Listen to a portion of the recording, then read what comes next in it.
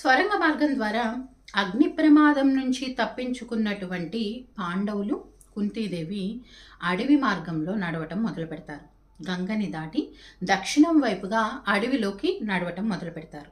అలా నడిచేటప్పుడు పగలంతా చాలా అలసిపోయి ఉండటం, నిద్రొచ్చేస్తూ ఉండటంతో నడవలేకపోతూ ఉంటారు.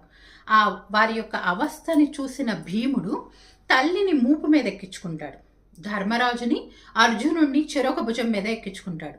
నకుల సహదేవుల్ని ఒళ్ళో పట్టుకున్నట్లుగా పట్టుకుని తనొక్కడే వేగంగా నడకతోటి అడవిలోకి వెళ్ళిపోతూ ఉంటాడు. అలా చాలా దూరం ప్రయాణం చేస్తాడు. వాళ్ళకి అలసట తీరాక మళ్ళీ నడుస్తారు. అలా సాయంకాలం వరకు, మర్నాడు సాయంకాలం వరకు వాళ్ళు ప్రయాణం చేస్తూనే ఉంటారు. మర్నాడు సాయంకాలం దట్టమైన అడవిలోకి చేరుకుంటాడు. అడవిలో ఒక చెట్టు దిమ్మ దగ్గర ఒళ్ళు తెలియకుండా అలసట చేత నిద్రపోతూ ఉంటారు మిగిలిన పాండవులు, ధర్మరాజు, అర్జునుడు, నకుల సహదేవులు, కుంతీదేవి.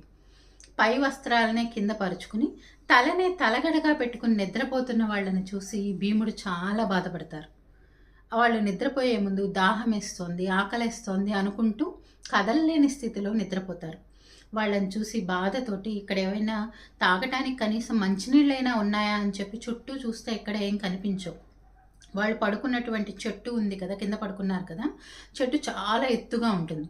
చెట్టు పైకెక్కి చూద్దాం ఎక్కడన్నా దగ్గరలో ఉన్నాయేమో కనపడతాయి అని చెప్పి చెట్టు చిటారు కొమ్మకెక్కి చుట్టూ చూస్తాడు భీముడు. చూస్తే దూరంగా ఒక చక్కటి సరోవరం కనపడుతుంది.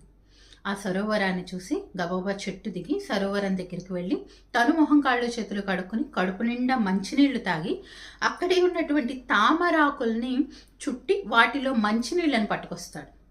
అయితే అప్పటికే వాళ్ళు ఒళ్ళు తెలియకుండా నిద్రపోతూ ఉంటారు. అలా నిద్రపోతూ ఉన్న వాళ్ళ నిద్రని భంగం చేయడానికి ఇష్టపడక వాటి నీటిని జాగ్రత్తగా పెట్టి వాటిని వారికి కాపలా కాస్తూ ఉంటాడు. తల్లికి, సోదరులకి కాపలా కాస్తూ చాలా జాగ్రత్తతో ఉంటాడు భీముడు.